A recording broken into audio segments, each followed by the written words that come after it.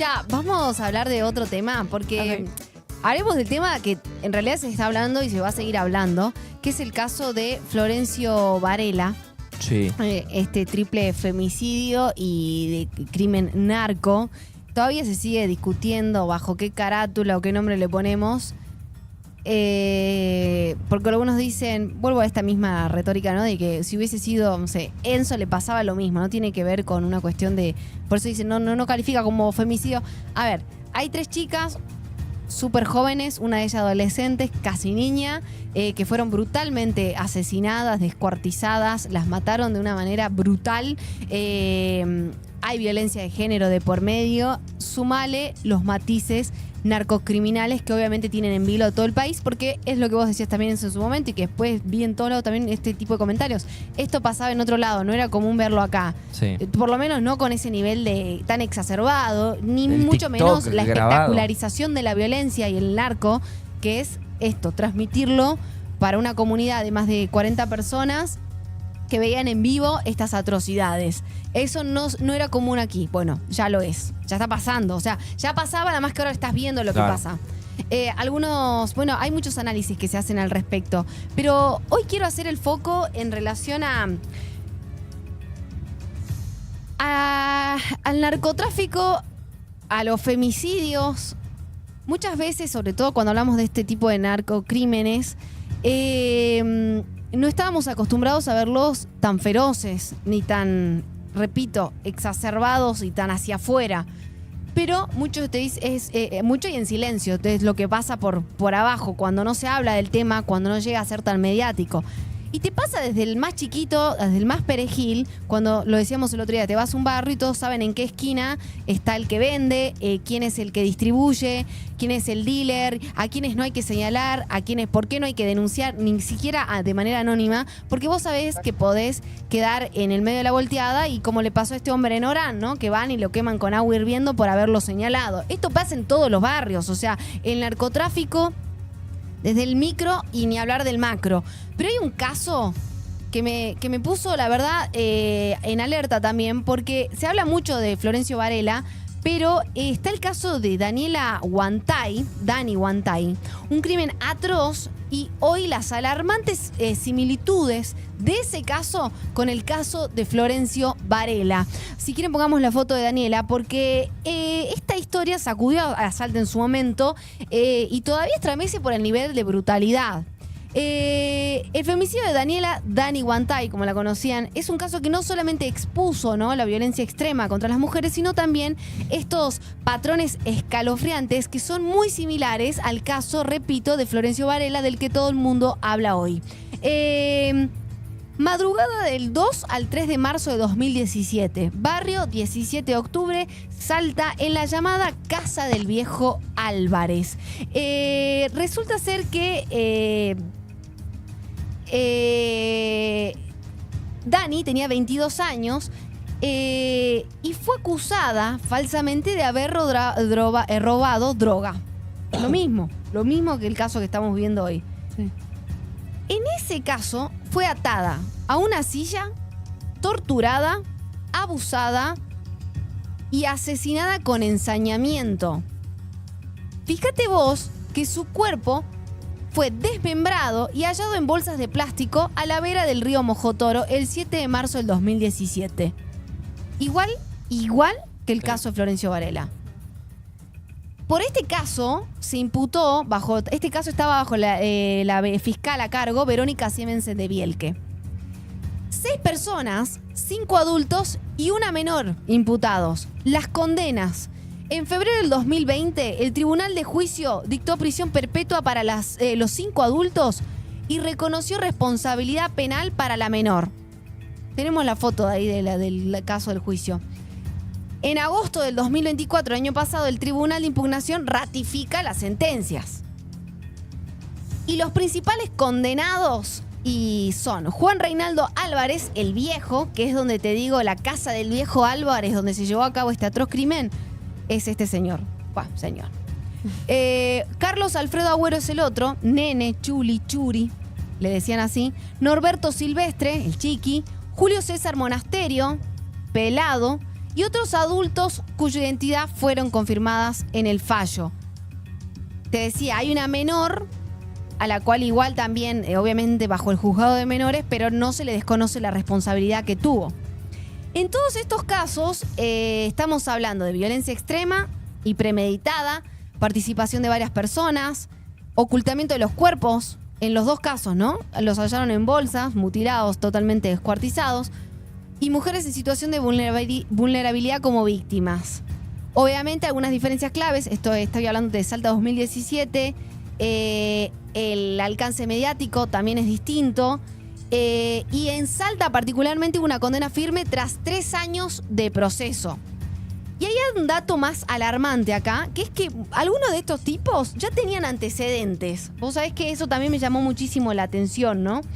En el caso de... ordenaron revocar la condicionalidad de una condena anterior dictada a Agüero y las unificaron en la pena única de prisión perpetua, mientras que Álvarez, que también tenía una condena anterior, recibió la misma pena única. Algunos decían, bueno, salga en libertad condicional, otros hablaban de esta... Otro ya tenía una condena anterior, todas las unificaron y le dijeron, a usted le cabe la prisión perpetua, muchachos, porque hicieron esto. ¿Qué parte no les entra en la cabeza? A su vez, Monasterio, por su parte, fue declarado reincidente por tercera vez debido a los antecedentes condenatorios que registra ya en su prontuario, y los 4 iban a seguir alojados en la unidad penitenciaria local. Griselda Maricel Urzagaste, alias Marisol, fue condenada a perpetua como coautora del delito de homicidio calificado. Y en el fallo se ordena revocar el arresto domiciliario que se le había dispuesto, por lo que la condenada después fue trasladada a la unidad carcelaria. O sea, buscaron la prisión domiciliaria, ¿se entiende? Después de quitarle la vida de esa manera a esta joven de 22 años, madre de niños, que ahora te voy a contar.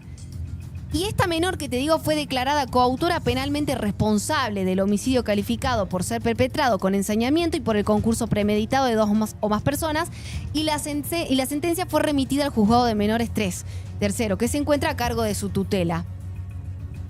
¿Se entiende que toda esta gente ya tenía antecedentes? O sea, de vuelta es la crónica de una muerte anunciada, porque esta gente ya había cometido ilícitos y finalmente coronaron esta vida de ilícitos quitándole la vida a esta joven.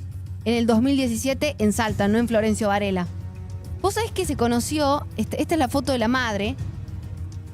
Una carta de la mamá de Daniela Guantay de cómo llorar a una hija cuando no te tomaron la denuncia. Fíjate vos, te voy a resumir un poco la carta, pero necesito leerla. Hace una semana nos despedimos, hija mía, y recién hoy puedo volcar... Carta vieja, ¿no? Y recién hoy puedo volcar en palabras todo este dolor que siento. Un dolor tremendo que nunca se irá, lo sé. A cada hora más te necesito abrazar y menos creo que ya no vayas a regresar.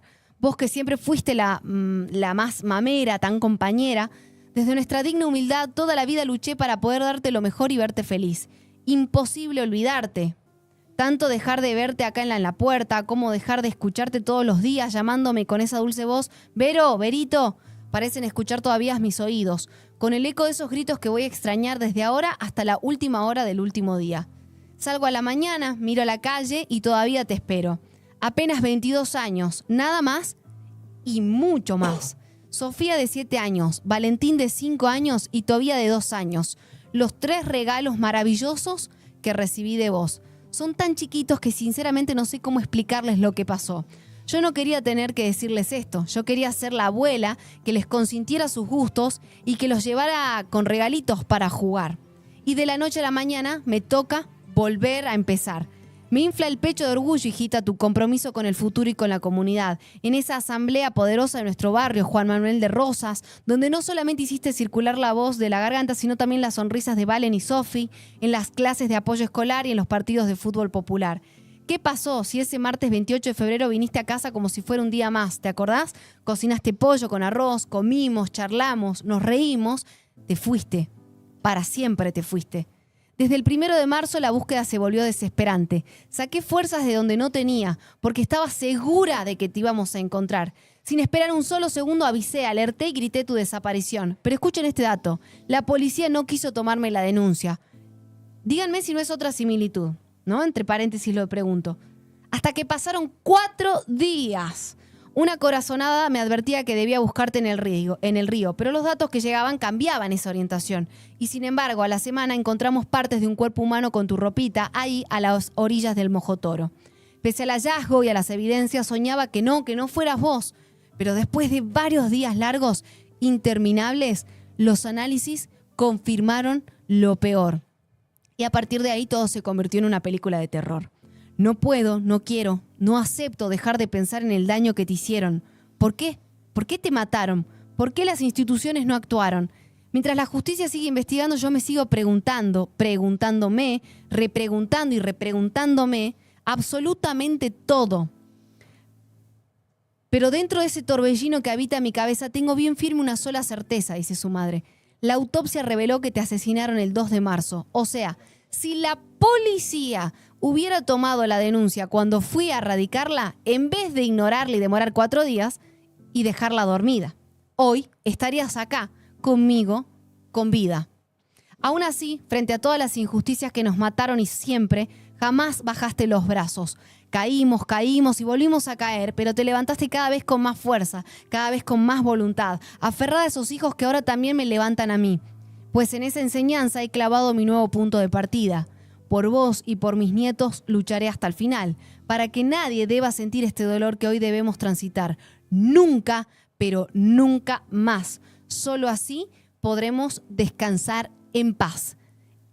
Esta carta es la carta de una madre que perdió a su hija, Daniela Guantay, de 22 años, quien fue asesinada y también se la devolvieron en bolsas, las bolsas que encontraron a la vera del río Mojotoro en 2017 en Salta, y por la cual, gracias a Dios, podemos decir que todos los acusados están condenados a cadena perpetua. Pero es igual de lamentable que el hecho que estamos viendo hoy, que no nos haga ruido lo que estamos viendo en Florencio Varela, porque esto también pasó acá, ¿no? Casi con idénticas similitudes. Entonces digo, esto viene pasando. Nada más que viene en una medio, un poco en el silencio, depende de qué tan mediático se haga. Entonces hoy cuando pedimos justicia por las 3 chicas de Florencio Varela, también pedimos por otras tantas mujeres que ya salieron a la luz otros casos previos en Florencio Varela, como también el caso de Daniela Guantay. Que no nos haga ruido cuando tenemos que leer estas noticias, porque esto ya está pasando en nuestro país y quienes tienen que tomar decisiones, tanto desde el Congreso como aquellos que deben ejecutarlas e implementarlas, hagan lo propio, porque piensa que tienen la vaca atada hasta que la vaca se les escapa. Y es un poco lo que está pasando y nos preocupa y ocupa, espero, a todos. Vamos a cambiar de tema, siendo las 10:16 minutos.